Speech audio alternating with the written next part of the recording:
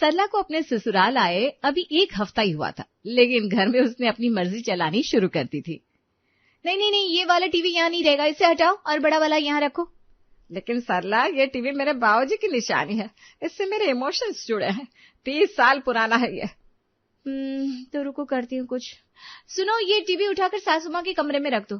क्यों, आप तो खुश हो ना? सास कुछ कहना तो चाहती है लेकिन चुप रह जाती है। और हाँ, पिताजी की यह आराम वाली चेयर भी ना यहाँ से हटा लो, इसकी जगह ये नया वाला झूला लग जाएगा। अरे बहू, सुबह की चाय अखबार के साथ मैं यहाँ पिछले 25 सालों से बैठकर पढ़ता रहा हूँ, ये मेरी पसंदीदा जगह है। हाँ, लेकिन अब क्या करे पिताजी, ये ओल्ड फैशन चेयर दरवाजे पर बिल्कुल अच्छी नहीं लगती, मॉडर्न लुक के लिए हटाना तो पड़ेगा ना। सरला सब कुछ अपनी मर्जी से कंट्रोल कर रही थी। पति ने उसे सिर पर चढ़ा रखा था, क्योंकि सरला की खूबसूरती ही उसकी ताकत थी।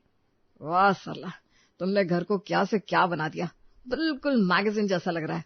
सास ससुर चुपचाप सुन रहे थे कि कैसे उनका बेटा भी बहू की हर बात मान रहा है।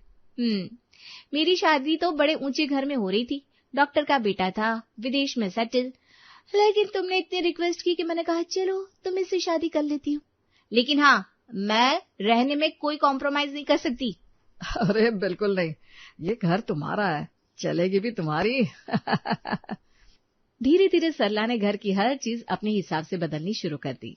चाय का झगड़ा, अगली सुबह रसोई में, अरे ये क्या, अदरक कहाँ गया? मैं तो रोज सुबह अदरक वाली चाय बनाती हूँ। माँ जी, आप अदरक की चाय? अरे कितनी तीखी लगती है, अब इलायची वाली चाय बनेगी। देखो, मैंने खास इलायची मंगवाई है। लेकिन बेटा, घर में सब अदरक की चाय पीता है। हाँ मम्मी ठीक है, इलायची वाली भी अच्छी लगेगी, नया टेस्ट मिलेगा। ठीक है बेटा। दूध वाला भी बदल गया। दोपहर को दरवाजे पर, भाभी जी, गाय का दूध। नहीं नहीं नहीं, हमें गाय का दूध नहीं चाहिए, अब भैंस का दूध चाहिए। अरे बहू, हम तो 30 साल से गाय का दूध पी रहे हैं, हमारी पाचन शक्ति उसी से ठीक रहती है। पिताजी, भैंस के दूध में ज्यादा क्रीम होती है, स्किन के लिए अच्छा है, और हाँ, मलाई भी ज्यादा निकलती है। आप तो जानते हैं ना मैं अपनी स्किन का कितना ध्यान रखती हूँ। हाँ पापा, ठीक है ना, भैंस का दूध ही आएगा अब से। जैसे तुम्हारी मर्जी बेटा। अगली सुबह ड्राइंग रूम में, चलो सुबह सुबह भगवान का नाम ले लेते हैं। ओम जय जगदीश हरे। तभी सरला बाहर आती है। अरे नहीं नहीं माँ जी, सुबह सुबह ये उदास भजन कौन सुनता है? देखो मैंने क्या लगाया है। चैनल बदलते ही किशोर कुमार का गाना बजने लगता है, जिंदगी एक सफर है सुहाना। अरे लेकिन बेटा, सुबह भगवान का नाम लेना शुभ होता है, ये हमारे घर की परंपरा है। माँ जी, आपकी परंपरा परंपरा। अरे लाइफ को एंजॉय करना सीखिए, संगीत सुनिए, खुश रहिए, भगवान भी खुश रहेंगे। हाँ मम्मी, कुछ नया करते ना, old is gold but new is cool. हे भगवान, क्या से क्या हो गया मेरे घर में। रसोई में, आज मैं आलू के पराठे बना रही हूँ, घर में सबको पसंद है। माँ जी, पराठे? इतना हैवी ब्रेकफास्ट?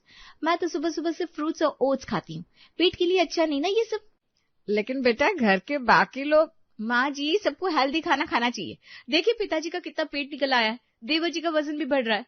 हाँ मम्मी, सरला सही कह रही है, अब हम सब हेल्दी खाना ही खाएंगे। ठीक है भाई, जैसा तुम लोग कहो। शाम को, आज तो न्यूज देखते हैं, देश दुनिया की खबर जाननी चाहिए। नहीं पिताजी, शाम को तो मेरा फेवरेट सीरियल आता है, रोज 7 बजे, मिस नहीं कर सकती मैं। लेकिन बहू, पापा आप अपने कमरे में न्यूज देखिए ना, ड्राइंग रूम में सरला को सीरियल देखने दीजिए। हाँ भाई ठीक है, मैं अपने कमरे में देख लेता हूँ। रात को सोने से पहले, सुनिए जी, ये क्या हो रहा है घर में, सब कुछ उलट पुलट हो गया।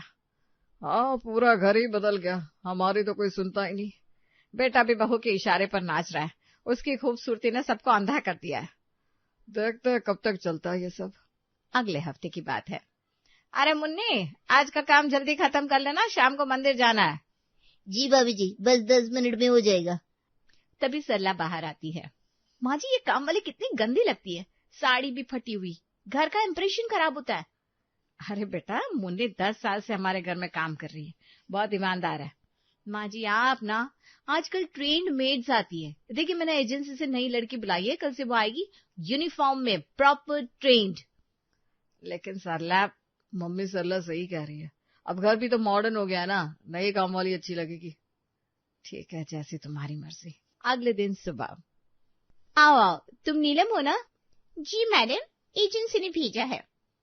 वाह, कितनी स्मार्ट लग रही हो, बिल्कुल सिटी की लड़की जैसी। नीलम काम शुरू करती है, लेकिन सास को कुछ अजीब लग रहा था। नीलम की नजरें बार बार घर के महंगे सामान पर घूम रही थी। 3 दिन बाद, अरे ये मेरे सोने की चेन कहाँ गई? कल तो यहीं रखी थी। मेरी घड़ी भी नहीं मिल रही, कहीं खो तो नहीं गई? अरे पिताजी, आपको कुछ याद ही नहीं रहता, कहीं रख दी होगी। लेकिन अगले हफ्ते और भी चीजें गायब होने लगी। सास की नजर अब नीलम पर थी। एक दिन दोपहर को सास चुपचाप छुप कर देख रही थी। नीलम ने सोचा घर में कोई नहीं है। वो ड्राइंग रूम में गई और शोकेस खोलकर चांदी की मूर्ति अपने झोले में छुपाने लगी। रुको, क्या कर रही हो? नहीं, मैं बस साफ कर रही थी। साफ कर रही थी या चोरी? देखो तो इसमें कितना सामान है। झोले से सोने की चेन, घड़ी, चांदी की मूर्ति और कई चीजें निकली। तुम चोर हो, भाग यहाँ से, नहीं तो पुलिस को बुला दूंगी। नीलम भागते हुए घर से निकल गई। शाम को जब सरला घर आई, देखा बेटा, तुम्हारी लाई हुई ट्रीटमेंट ने घर लूट लिया। मुन्नी 10 साल से काम करती थी, एक पैसे की चोरी नहीं हुई, और ये। माँ जी मुझे माफ कर दीजिए, मैंने। बस, अब एक शब्द नहीं, कल से मुन्नी फिर आएगी।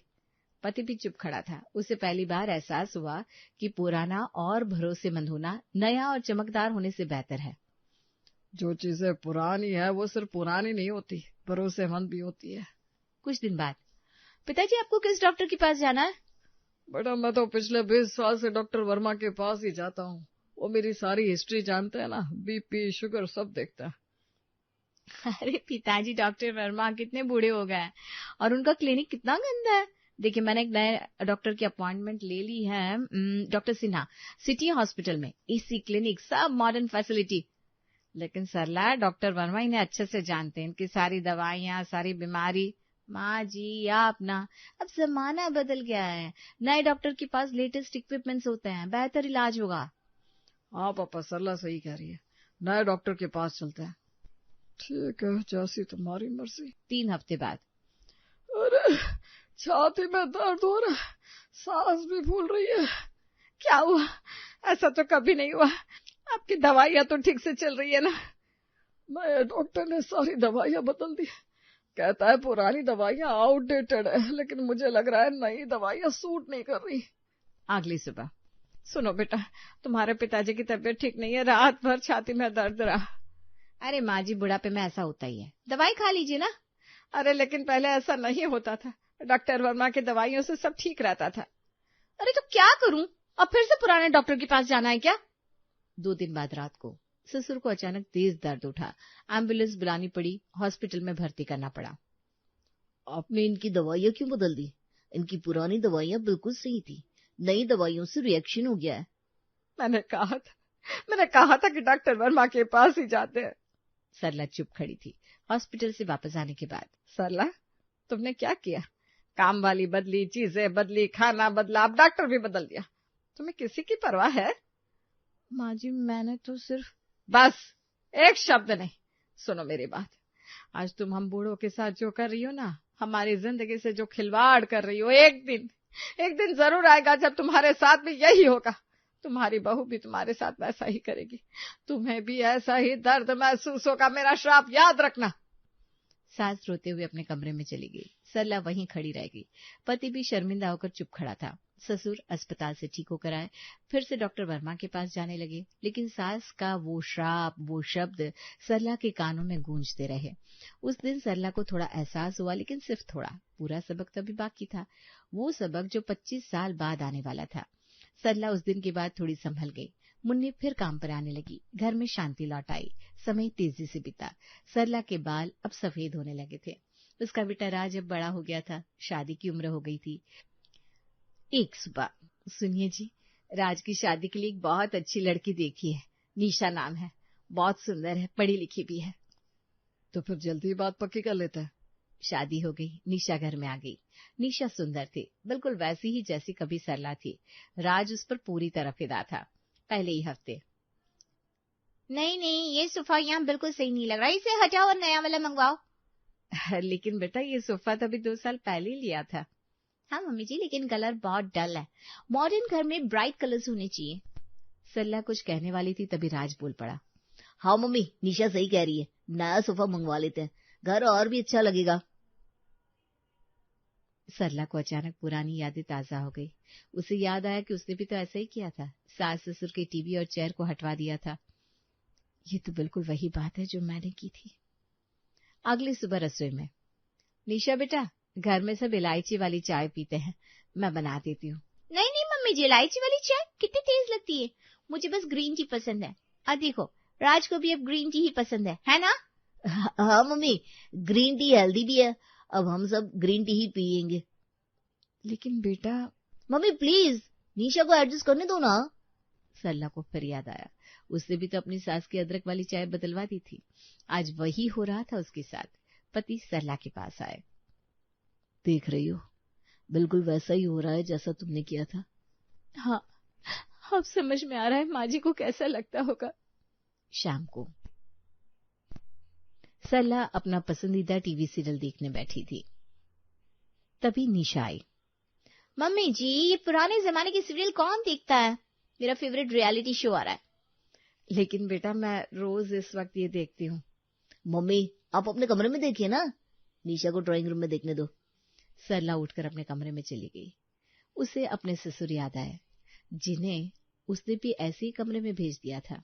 अगले सुबह, चलो किशोर कुमार के गाने सुनते हैं। और शुरू होता है जिंदगी एक सफर है सुहाना।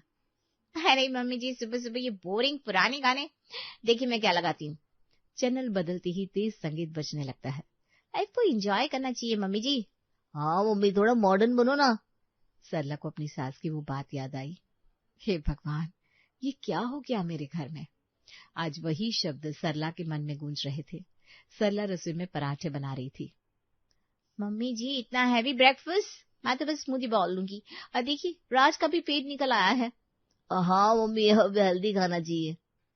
मैंने भी यही कहा था अपनी सास से कि पिताजी का पेट निकल आया है। दोपहर को दूध वाला आता है। भाभी जी, भैंस का दूध। नहीं नहीं नहीं, अब ऑर्गेनिक गाय का दूध ही हम लेंगे।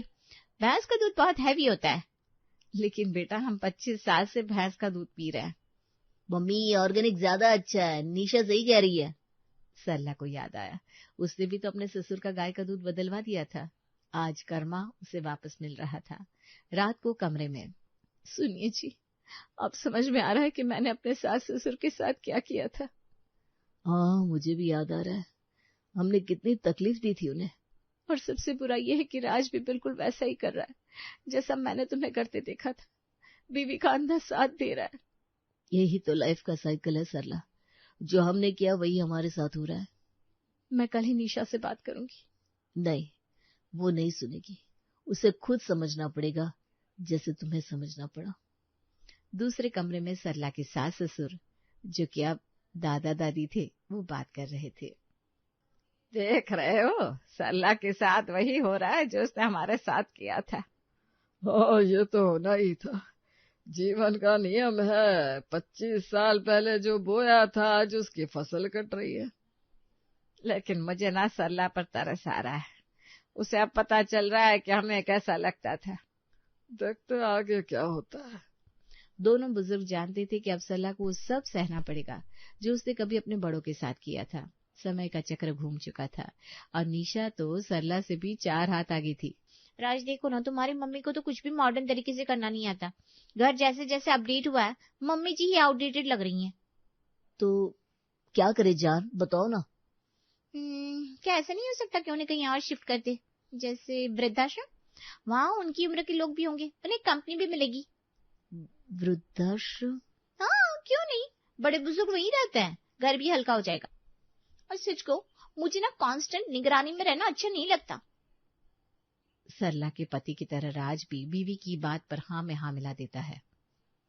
क्या हुआ बहू, चेहरा क्यों उतरा है? माँ जी, आज निशा ने रात से कहा कि मुझे वृद्धाश्रम भेज दे। सास ससुर एक पल चुप रहे, फिर सास के चेहरे पर एक धीमी कटु मुस्कान उभर आई। तो डर लग रहा है क्या बहू? हाँ माँ जी, बहुत डर लग रहा है। वही डर जो तुमने मुझे दिया था, याद है? जब तुमने मेरे पिताजी की चेयर हटवाई थी, मेरे टीवी को कमरे में धकेल दिया था, हमारी चाय, हमारा खाना, हमारी आदतें सब बदल डाली थी। सरला सिर झुकाए रो रही थी। याद है, तुम कहती थी ये घर मेरा है, चलेगी भी मेरी। पिताजी मुझसे गलती हुई थी, बहुत बड़ी गलती। गलती नहीं बहू, पाप हुआ था, पाप। बुजुर्गों की आत्मा जलाकर जो तूने घर सजाया था ना, उसका धुआं आज तेरे आकाश में छाया बनकर खड़ा है। सरला रो रही थी। पास खड़ा था पति, असहाय, बिल्कुल वैसे ही जैसे किसी जमाने में उसके पिता खड़े रहते थे। तभी बाहर से आवाज आती है, ये मेरा ससुराल है, यहाँ मेरी ही चलेगी।